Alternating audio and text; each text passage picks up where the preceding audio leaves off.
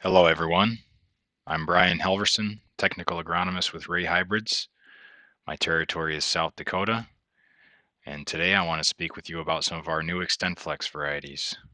Today I'll touch on everything from our 1.4 to our 2.8 relative maturity. XtendFlex soybeans are the newest soybean platform. They're combining the latest and greatest genetics as well as resistance to 3 different herbicides. The first being glyphosate or Roundup, the second being low volatility dicamba, products such as XtendMax or Ingenia, and the third being glufosinate or Liberty. This culmination of the best genetics and some terrific herbicide options all come together to give you XtendFlex soybeans. This first plot location is just west of Clear Lake. It's AgriPartners' home plot. It was planted May 12th at 160,000 plants per acre. Pre, it received Authority Elite plus Metribuzin, and post, Roundup, Flexstar, and Select.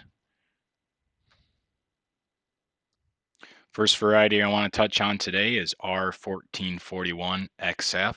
This is a 1.4 XtendFlex variety. Pretty well-rounded bean overall. You see it does have a very nice Phytophthora root rat package, segregating 3A and a 4 for field tolerance, 4 on IDC, and very nice movement north. Biggest watch out on this one is don't plant it where you have a history of cyst nematode pressure. It is susceptible to cyst. It is rated as a moderate plant height, but I would say here at Clear Lake, it is taller than the 1.8 and the 1.3 next to it. A very robust looking plant, healthy plant type. It did have some white mold. All 3 of the later maturity varieties at Clear Lake did have a little bit of white mold showing up here and there. Nothing too severe. But I would say that while we don't have a rating, my initial observation is I would say it's probably average on white mold. Next variety I want to speak about today is R1831XF. This is a 1.8 maturity XtendFlex. This variety should be best suited on more of a moderate acre. You see it does have an average Phytophthora root rot package, segregating 1C and 5 for field tolerance. It does have nice IDC and a very good brown stem rot rating. One watch out on it is it does not have any white mold data. And what I've seen in plots and here at Clear Lake, it did have some white mold and nothing too out of line, but best suited probably for 30-inch rows and more of your moderate yield environments. A couple of comments from the product managers is that it's ugly, but it yields. We'll see how it looks late season. Moving south from there, we're going to head down to our Burbank, South Dakota plot. It's between Vermilion and Elk Point as the crow flies. And we have everything here from a 2.1 to a 2.7. Planted May 11th at 145,000 plants per acre. It is irrigated. A nice looking plot. It does have a little bit of volunteer corn. Nothing that's going to cause any economic loss. But that's some of the stuff you see poking through the canopy. Otherwise, the biggest observation to see here at this plot is there is some frog eye leaf spot. You can see in these pictures here, underneath the leaves and on top of the leaves, you see those lesions bleeding through both sides. That's what frog eye leaf spot looks like. Most typically a problem further in southeast. Overall, though, the plot looks really nice. It's overweight, somewhere between waist and chest high, and filling out very nicely. Earliest variety down at Elk Point is R2140XF. This is a 2.1 maturity XtendFlex with really nice yield potential. If you look at the disease profile, you can see that it's nothing really to write home about. 1C for Phytophthora, 5 for field tolerance, 5 on IDC.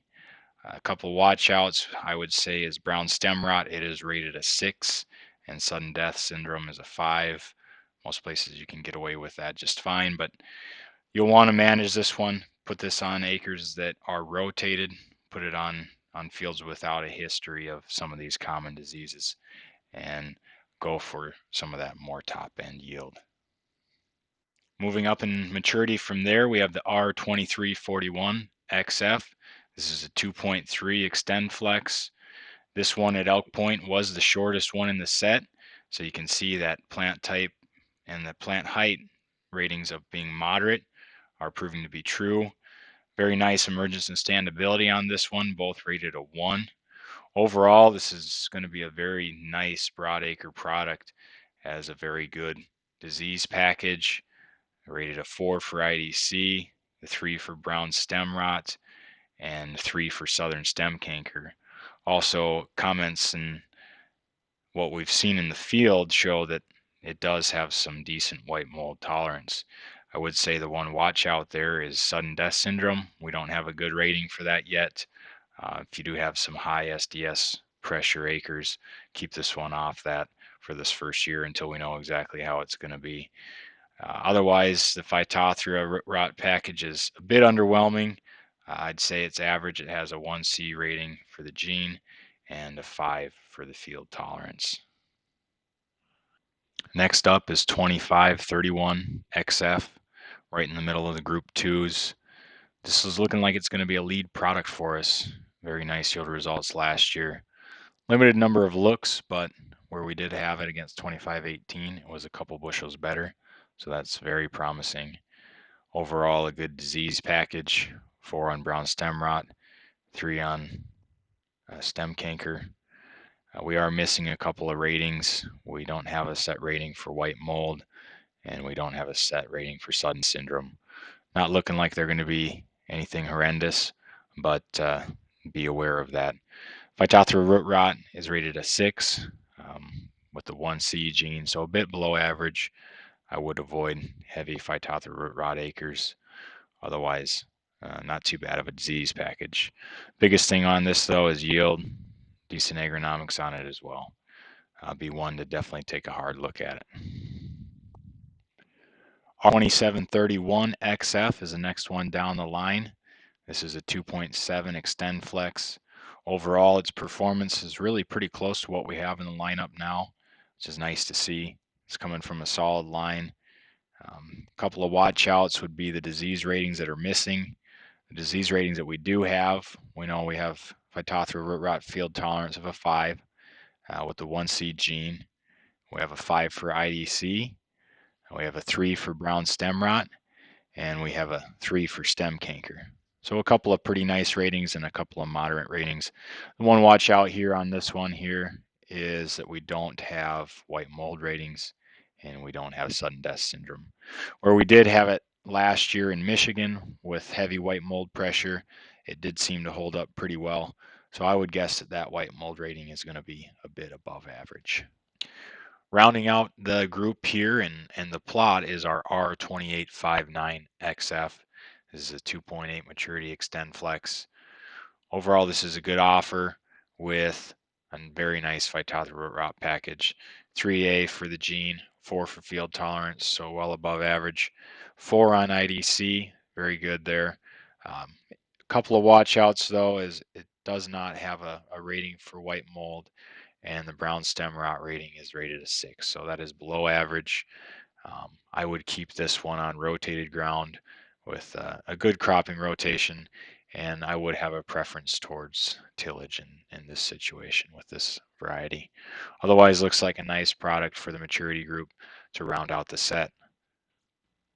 I'd like to thank you all for watching. If you have any further questions or comments regarding the XtendFlex soybean system, or any of the varieties we covered today, or any other varieties that we didn't cover today, don't be afraid to reach out to myself or any other members of the Rea Hybrids team. Thank you and good luck.